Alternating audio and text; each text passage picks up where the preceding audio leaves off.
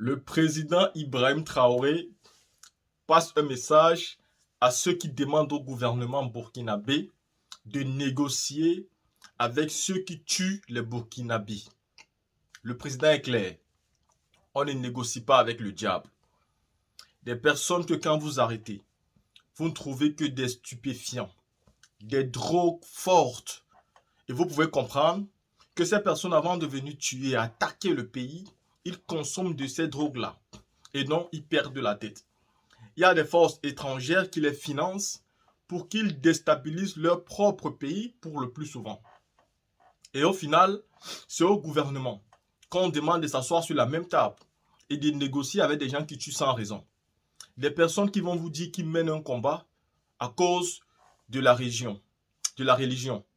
Mais finalement, vous allez les voir en train de tuer des mosquées, en train de brûler des mosquées, en train de brûler des églises, en train de kidnapper des imams, des pasteurs et des prêtres et demandant des rançons. Et des fois même rien du tout, les tuant tout simplement pour le plaisir. Qu'est-ce que cela veut dire alors? Finalement, ils se battent pourquoi au juste? Est-ce qu'il est donc normal aujourd'hui de s'asseoir sur une table de négociation avec des personnes qui tuent sans raison, qui n'ont même pas de véritable idéologie, qui tuent au nom de l'argent qu'on leur donne avec les forces extérieures pour déstabiliser le pays? Et cela est le plus souvent arrivé. Je l'ai dit dans ma vidéo précédente. Quand Osama Ben Laden a bombardé les États-Unis d'Amérique, on n'a pas suivi quelqu'un demander aux Américains de négocier avec lui. Non.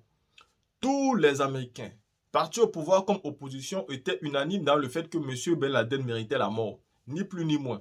Et quand ils l'ont arrêté, nous savons tout ce qui s'est passé. Il est mort aujourd'hui. Personne n'entend plus parler de lui. C'est fini pour lui. Et il n'est pas le seul. On connaît beaucoup comme ça, qui ont été arrêtés et qui ont été éliminés directement. Quand ce sont les États-Unis, on ne demande pas la négociation. Mais quand c'est chez nous en Afrique, des personnes qui tuent des familles, qui pillent des villages, qui terrorisent des populations, qui kidnappent, qui brûlent des mosquées, des églises, c'est à ces gens-là, c'est au gouvernement que vous demandez de négocier avec ces personnes-là.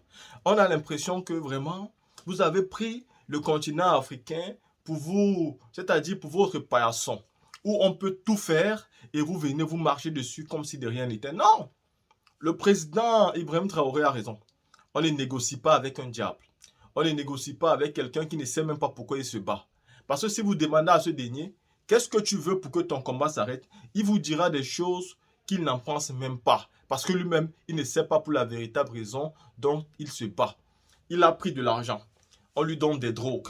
Il se drogue et il vient attaquer ses frères. Celui-là, vous pensez qu'il le fait pourquoi? Ceux qui savent pourquoi ils le font sont les forces extérieures. C'est eux qui financent, c'est eux qui payent et c'est eux qui savent réellement pourquoi ils ont besoin de ce combat-là. La team, écoutons ces 2 minutes et quelques secondes du président Ibrahim Traoré. Il n'y a pas de pacte avec ces gens. Il n'y a pas de pacte possible, il n'y a pas d'entente possible. Au début, ils ont voulu faire croire à des populations qui ne vont pas s'en prendre à eux. Les gens ont cru. Ils ont commencé à dire qu'ils vont s'en prendre aux FDS qui sont là-bas. Ok, ils se sont pris au commissariat, aux gendarmeries, pas de souci. Quand ça s'est fini, ils ont dit non et ils ne veulent plus voir l'enseignement ici. Ils ont cherché les enseignants. Quand tout ça, ils ont cherché les agents de l'État, ils viennent faire quoi ensuite? Chercher les villageois. Beaucoup de villages ont connu ces situations. Parce que ce sont des diables, ils n'ont pas d'entente avec quelqu'un. Il n'y a rien, il n'y a pas d'entente possible avec eux. Aujourd'hui, ils se battent, vous ne savez pas pourquoi. Ont-ils revendiqué quelque chose? Ont-ils dit ce qu'ils veulent? Souvent, au début, certains ont voulu mentir que c'est au nom de la religion. C'est faux. L'expérience a montré. Ils brûlent des mosquées, ils tuent des imams. C'est au nom de quelle religion alors? Il n'est pas ni église, ni mosquée. On les tue, on part sur leur base, on voit ce qu'ils ont. C'est la drogue. Ils prennent la drogue et ils viennent tuer. C'est au nom de quoi? Parce que juste ils sont manipulés. C'est des individus manipulés qui ne savent même pas ce qu'ils font. Ils sont manipulés par des gens qui sont bien tapis quelque part et qui vivent très bien à l'aise. Et eux là, les misérables là, sont contraints de vivre dans la brousse. Même si on s'est appuyé sur vos frustrations pour vous manipuler, à un moment donné, il faut savoir raison garder. Parce que vous ne pourrez pas vaincre ce peuple-là, ce n'est pas possible. C'est pas possible. aussi nombreux soient-ils, ils n'ont qu'à renforcer leur effectif comme ils veulent. C'est ce que je disais. S'ils veulent qu'ils lèvent 1 million d'hommes armés, nous allons lever 10 millions d'hommes armés au Burkina. Et on va pas liquider.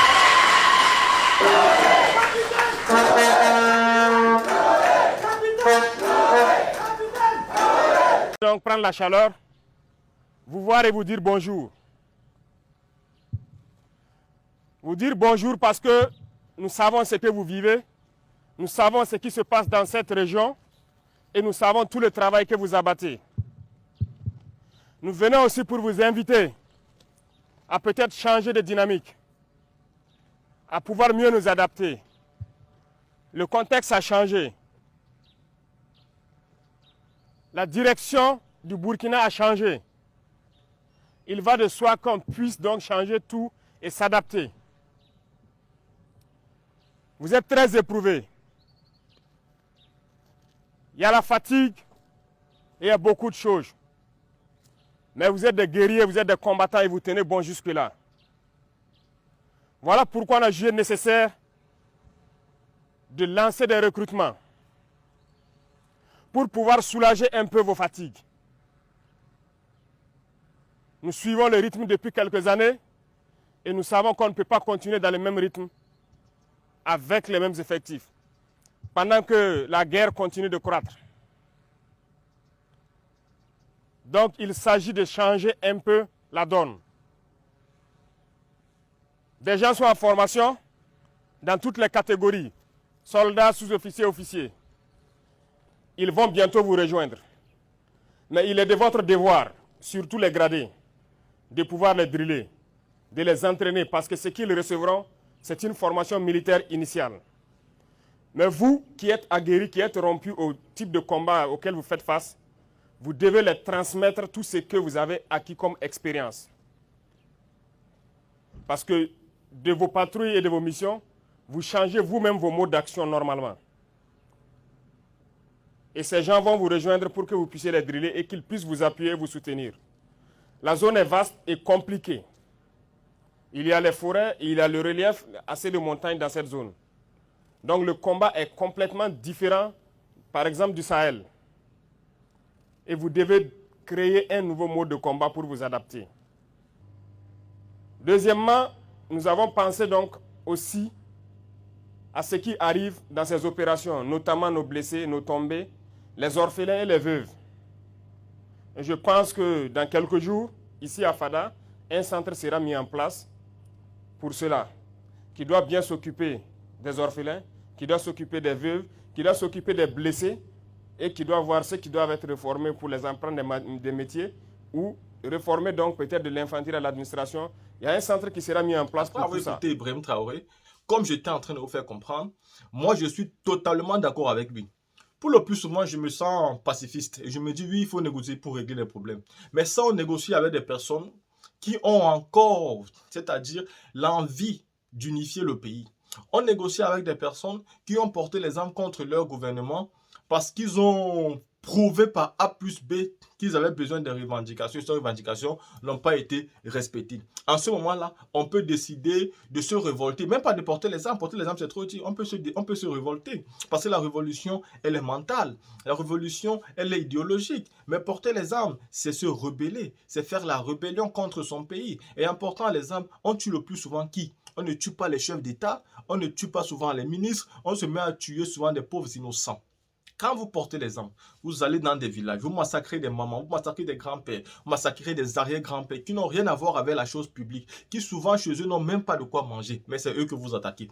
Vous laissez les maisons des ministres, vous laissez le palais présidentiel, vous ne partez pas les attaquer directement, vous attaquez des pauvres honnêtes citoyens qui se battent même pour manger, qui se battent à joindre les deux bouts. Vous attaquez les imams, les prêtres, les églises, c'est eux que vous attaquez. Et pourtant, vous dites que vous avez un conflit avec la République. Mais la République, c'est qui? Allez attaquer ceux qui dirigent les choses de l'État, mais ne prenez pas les innocents. Et vous demandez donc aux autorités d'aujourd'hui de négocier avec des personnes comme ça, de négocier avec des personnes qui ne savent même pas ce qu'ils veulent, des personnes qui ont déjà tué des centaines de Burkinabés, qui ont massacré, qui ont divisé le pays, qui ont fait à ce que le Burkina Faso a eu des coups d'État à n'en point fini, qui ont fait à ce que le Burkina même a été obligé de faire recours au truc dont il ne rêvait pas, c'est-à-dire dans sa vie.